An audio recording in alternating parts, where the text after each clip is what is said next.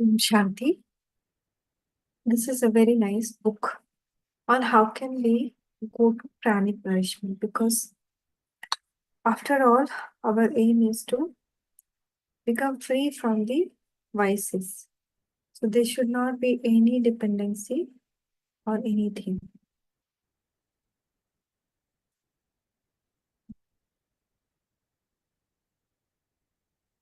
So we'll go through the book how the author achieved pranic nourishment. Uh, let's start. It's funny when you really mean to do something, it never goes away. It's like a jack in a box that keeps popping its lid saying hi or boo. As the case, you shut the lid and then up it pops again. I guess that's the way it has been with this book and the whole process that myself and now many others have undergone to allow the physical body to be sustained and nourished purely by light.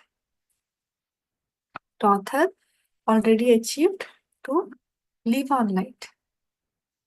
Although my guidance, received in September 1995, was to produce a booklet of information on being sustained by prana. I have never held a desire to either the market the idea of my experience or to physically help anyone through this process, neither having part of my service here at this time. After undergoing the process, in June 1993, I went into a period of next 6 months solitude. I meditated many days for nearly 3 hours. I wrote in my journal and generally sought to open up the channels of communication for my own inner guidance to clearly and strongly flow through. During this time, I began to channel and receive very clear instruction from my divine self, as to what my purpose and mission was in this embodiment. I established the Self Empowerment Academy and began teaching the art of resonance classes and holding seminars on all I had come to understand. I traveled to wherever I was invited.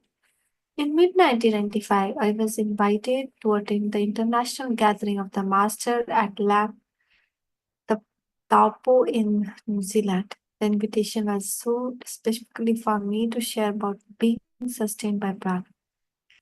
This is something I had not thought about for some time, and more has inspired since I wrote the notes that form chapter 27 in the book in resonance that feels appropriate to share here. Some of the more relevant information on my personal journey living on prana and physical immortality I have also taken from my book in resonance.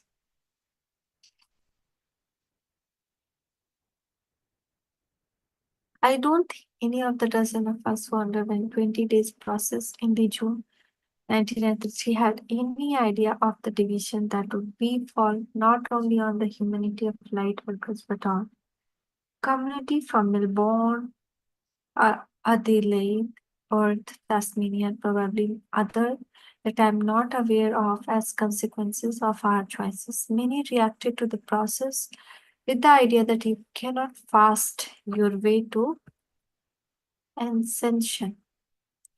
Many responded that they couldn't possibly give up their food. Some offered money to follow me around to prove I wasn't a closet eater. This process has triggered much doubt and fear, much criticism and judgment. Many have undergone the 21 days and then returned to a lighter diet of fresh fruits and vegetables. Some have resumed their regular eating pattern.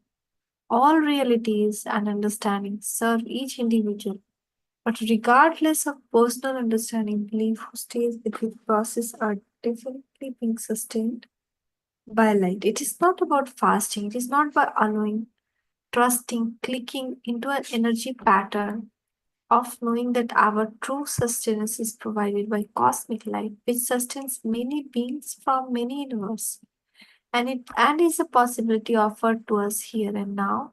Nor is it a process of denial. During the last 2 years, I have often been guided by the master to even stop having fluid. They have assured me that the body needs only liquid light But I like a cup of tea. I like socializing over a cuppa with friends, and at the time of writing this, I have not conquered my intermittent boredom with the lack of sleep.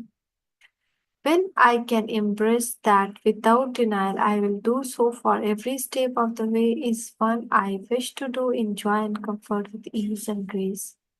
After the initial excitement of discovering that we can be sustained by prana, one band, and also due to some intense negative reaction by many, I stopped sharing or even mentioning about this aspects of my journey. It suited me, so I stayed with it. But I could see that for majority of people, it was not even a remote possibility, as the pleasure gained from food is quite immense in our Western society. Many I have found do not eat to live, but actually live to eat. They, the ascended masters, showed me the reason of a world without hunger, no food outlets or farming except to grow for the sake of beauty, not need. Imagine how many billions of dollars could be diverted to other things. If everyone trusted they could be fed by universal substance, by God light alone. Personal and social changes comes from people's dream and visions, from daring to explore other possibilities. For me, this journey has been one requiring great discipline and trust, as there has been no reference manual to read, no healers to inform me of body changes based on their previous exposure. Due to reaction of fear, judgment, etc. mentioned, I found myself silently continuing my path, only sharing when sincerely asked to do so. As I travel with my seminars, etc., rumors spread, and by mid 1995, I found that approximately 50% of those attending workshops were sincerely wanting more information. I also found that either during or shortly after my seminars, many under their own volition begin the process. Describe usually with very little information. Information gives not only power but also choice. The purpose of this book is to give as much information as possible to help to make this journey as easy as possible. This is a journey only for those whose hearts guide them to undertake it in a particular manner. One of the things that I have come to understand is the only thing we are truly limited by is our belief that we have the ability and opportunity to create a reality that allows us to live our life to our fullest potential. If our life is not operating at maximum potential, fulfilling our personal standards and expectations, then maybe we can look at our belief system and broaden or change our model of understanding. The model I have created embraces a reality of universal laws, energy band of consciousness, beings of light, and insistion that it changes as I grow and reawaken to my own divinity. The understanding that I have gained from my model is that this is the journey of wonder and joy, and that when we truly recognize that which we are, it does not matter where we are or on what plane of expression we focus, for all is interconnected and all is one. There is no separation except that which we choose to create. The ability to live on light also adds another band of freedom to existence, which is incredibly empowering. In my journey, I have found many individuals who are interested in pranic nourishment from a dietary point of view and are not particularly turned to ascended master paradigm. Others, though understanding various energy bands and the other life forms reality, have felt that undergoing a 21-day process, either time consuming or too extreme, and also have expressed interest in more gently for them we include the chapter other ways. In this revision edition, we have also included more information on tuning the four body system and vibration frequency, as I had originally thought that being drawn to this book would naturally be tuned instrument and have the type of understanding covering in my book in resonance. Yet I have since found this is not always so. So, if the information and content of this book appeal to you, then ask in your meditation and time of contemplation for guidance for your next step. Only for the divine one within you can provide what you need. October 1997. This is just our story and research. The decision to undergo the process mentioned here must come from your own heart, simply because it feels right for you. Realize that this is potentially one of the most powerful things you may ever do. That if you prepare for this properly, you will never be the same afterwards. Your life will change, your perspective will change, and much more, and so.